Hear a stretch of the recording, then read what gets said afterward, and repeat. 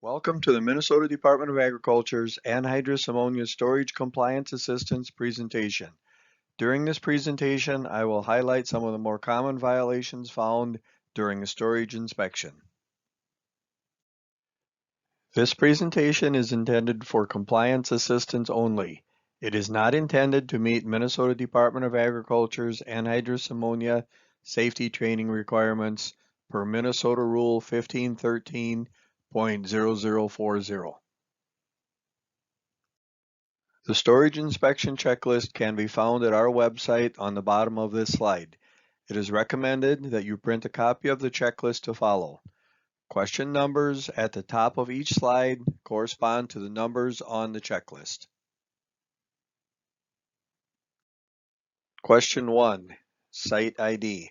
A legible sign readily visible to emergency response personnel stating the name, address, and phone number of the nearest representative, agent, or owner of the storage facility must be displayed at the site. The sign on the left is missing the name of the company, agent, or owner, and the location address. Question 3. The incident response plan must be kept at a principal business site or location within the state. It must be reviewed and updated every 3 years or sooner if the information changes. Employees must be trained on the incident response plan once per calendar year and documented. A copy of the most recent incident response plan must be made available to the local first responders and documented. Offer a new copy to local first responders whenever the incident response plan is updated.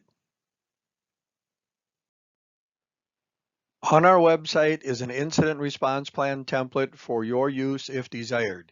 This slide is showing the cover page of that template, which can be used to document the required items mentioned in the previous slide. It is a good idea to have the local first responders do a walkthrough each year, but it does not meet the requirement of you making a copy of the incident response plan available to them. Questions 6 and 7. Each permitted anhydrous ammonia location must have 2 full-face gas masks and 4 anhydrous ammonia rated, currently dated canisters. Make sure you have canisters and not cartridges. Question 7. This cartridge looks similar to a canister made by the same company shown in the next slide. This cartridge does not meet the requirement. Question 7. This is clearly marked as a canister and does meet the requirement. Question 7. Canisters are tested at a higher ammonia concentration than cartridges and can filter out more ammonia at higher concentrations than cartridges. Canisters provide a higher level of protection than cartridges. Question 8. Each permitted anhydrous ammonia location must have 1 chemical splash goggle and 1 pair of anhydrous ammonia gauntlet-style gloves. A face shield is not required, but if worn, it must be worn over goggles. Question 9. Each permitted anhydrous ammonia location must have anhydrous ammonia impervious pants and jacket or anhydrous ammonia impervious slicker and 1 pair of anhydrous ammonia impervious boots. Question 10. All anhydrous ammonia safety equipment must be kept at the physical address of the anhydrous ammonia permitted location, which is address 3 on this slide. Additional safety equipment may be located at the main office, address 1, or agronomy office, address 2.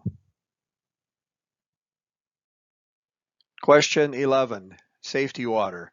Each permitted location must have an accessible deluge shower plus a plumbed eye wash or a minimum 150 gallons of readily accessible clean water in 1 open top container. Depending on the riser and truck unload location, more than 1 water supply may be needed.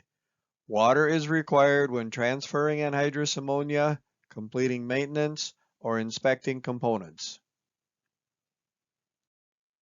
Question 13. Areas within 10 feet of a storage tank must be clear of dry grass, weeds, combustible materials, and materials not required for the operation of the system.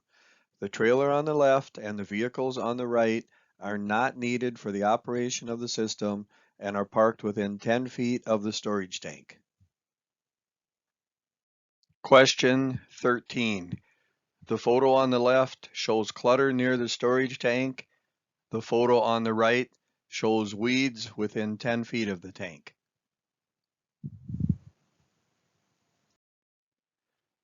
This photo was taken for information only. The location where it was taken took safety seriously. On the other hand, for this student, it was more important for her to protect her forehead than her eyes. Wear your protective gear correctly, including having the goggles over your eyes. Question 23. Tank foundation. This corrosion protection between the storage tank and the saddle has deteriorated and will need to be replaced. Also look for cracking in the foundation and supports. Question 34. The flex connection in this photo is bulged and will need to be replaced. Question 34. The flex connection in this photo shows fraying, making it weaker and will need to be replaced. Question 34. This flex connection started to leak and caused the braid to deteriorate.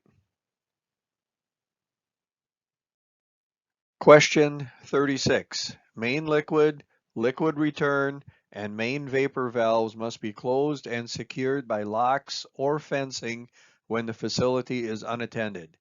Make sure your valves are closed before locking and that your locking device adequately secures the valves in the closed position. The photo on the left shows a damaged locking device. The photo on the right shows the valve is locked in the open position. Question 36. When fencing is used, make sure all gates are closed and locked. The fencing must secure all main valves. Question 38. All storage piping and hosing requires hydrostatic relief protection where anhydrous ammonia can be trapped between positive shutoff valves. Hydrostatic relief valves are required to be 350 to 400 psi anhydrous ammonia rated. Make sure the hydrostats you are installing are 350 to 400 psi. Similar looking hydrostats can be rated 250 or 450 as indicated on this slide. Questions 38 and 39. Hydrostatic relief valves are to be clean and have a rain cap installed. On the left, the hydrostat is painted over and corroded. On the right, the rain cap is impeded by the paint. You are also required to complete a periodic inspection of all pressure relief devices. Question 42. The automatic pressure-activated bypass protects the pump from excessive back pressure and damage. It must be tested annually to verify proper operation. If the system has a manual bypass valve, it must be closed when testing and filling nurse tanks. On our website, there is a fact sheet and a YouTube video explaining how to properly test the bypass. Question 46. Riser pull-away protection. This type of pull-away protection requires an angle pull to operate. In this case, the hoses could get caught under the lockbox, resulting in a straight pull. Make sure there is no interference with lockboxes, riser stands, or other structures that could affect the operation of the pull-away device. Question 46. The riser hoses are looped through the riser stand, resulting in a possible straight pull on the riser pull-away protection. Question 46. This is the same riser stand as in the previous photo, looking at it from another angle. Question 49. When the facility is unattended, the riser hose end valves must be closed and secured by locks or fencing. This photo was taken at an unmanned facility. It is very obvious the valves were not locked when unattended, as there was no locking mechanism on site. Question 49. The photo on the left shows how the facility attempted to lock the valves with a chain. The liquid valve on top could not be opened, the vapor valve on the bottom could be. Although the vapor valve itself was locked in place, the handle could still be opened. The photo on the right shows the same valves after the facility repaired the original locking mechanism. Question 49. This facility thought they had all of the valves locked, but you can see the padlock was too large and some of the valves could be removed and others opened while remaining in the holder. Question 49. Photos of riser valves that have locked boxes, but the valves can still be opened. Make sure when you lock your riser hose end valves that they cannot be opened. Being unable to remove the valve from the lock box does not always mean the valves are locked. Question 52. Transport unload area. The vapor unload requires a properly sized excess flow valve or other suitable flow protection. The emergency shutoff valve is not suitable flow protection.